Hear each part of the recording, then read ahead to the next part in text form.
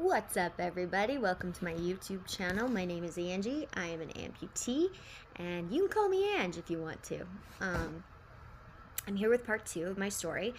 I just wanted to I wanted to apologize that it's been a little bit since I've gotten on. I've had some health issues that I've been dealing with. So, anyways, let's get this party started. So, if you haven't seen part 1, you'll probably want to go watch it in order to have some context. This is the story of how I lost my leg. So, part 2. My doctor, we left off, he had just broke my femur in 2 places, and I was extremely frustrated.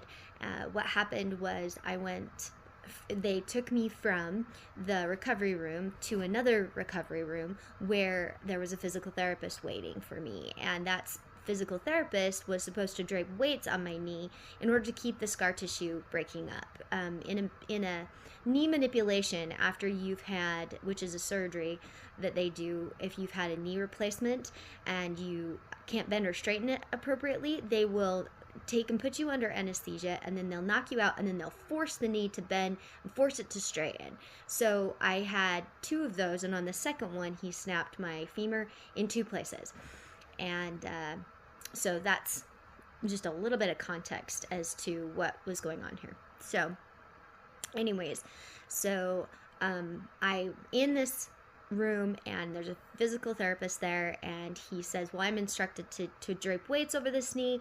We're going to suspend your leg in the air so that it just keeps pulling down on that knee. If my knuckle is the knee, it wants to keep pulling it down with that weight so that it will continue that scar tissue breaking up. Well, I said, you can't do that because he fractured it in 2 spots. He broke my femur. And the physical therapist said, well, he hasn't said anything to me. I just need to do what I was told. And I said, honestly, I would really appreciate it if you didn't do that. Please don't do that.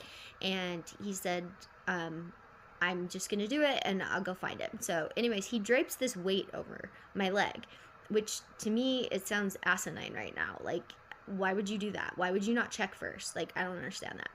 Anyways, so then he left to go find the doctor, which he could not find. And he came back, and we were just talking, and I was like, listen, you got to get it off. Like, it's broken there. And then the doctor showed up at my hospital room door, and he opens the door, and he says, oh my gosh, get it off. We broke her femur. So they took the weights off, and I made a phone call to my now ex-husband and said, you got to get me out of here. They broke my femur in 2 places. I've got to get out of here. And so he came and picked me up, and we left, and I went home and found a different doctor and went into him to get a second opinion on everything that had happened. And that doctor said none of this should have happened, but from here, let's get your femur healed, and let's get you to a trauma knee surgeon. So I said, okay, let's do it.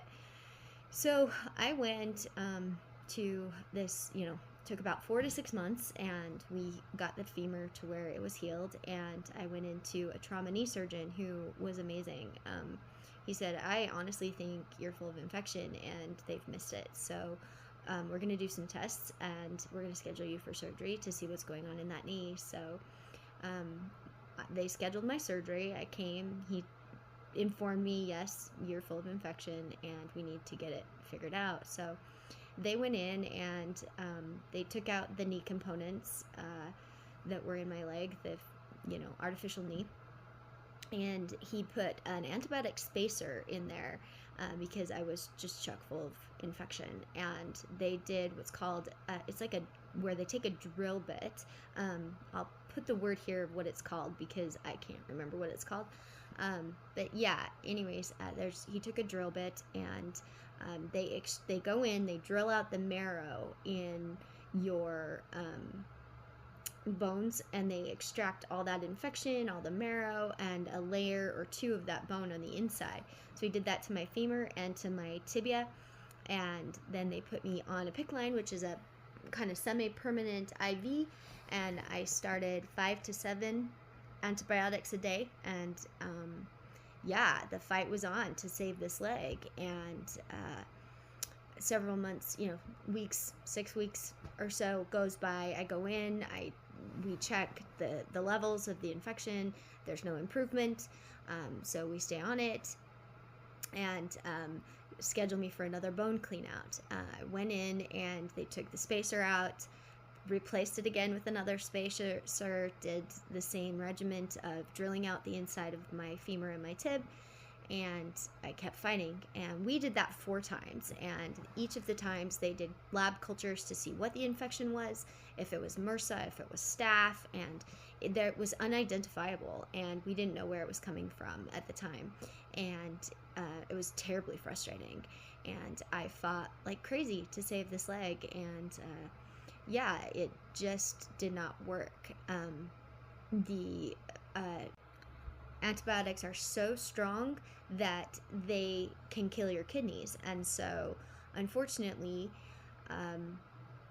my kidneys, well, they monitor it every week. They have home health come and they check your levels to make sure that everything's going okay, and my kidney function was going and so I went to my doctor after this 4th bone clean out, and I should mention too that in that 4th bone clean out, the bones were so weak that they had to fuse them with a rod, so my leg was stuck out straight like this.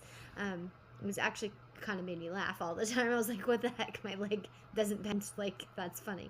I don't know, I found it funny. I tend to find humor in my own pain, I guess. That's how I cope with things, so I guess it's better than always being angry or something, so I feel like, anyway, so yeah, they said you're gonna have to make a choice. It's either your kidneys or your leg, and that's an insane choice to have to make, but obviously you have to have your kidneys, so I was like, all right, let's do this. So I guess so they scheduled me for my first amputation, and that was on June 23rd of 2016, and I went in, and yeah, I'll describe that scenario in my next video, so tune into part 3, because that was a really insane thing to have to prepare for, and I don't know, it's kind of surreal that it's my real life. So anyways, yeah, tune in. Thanks for watching.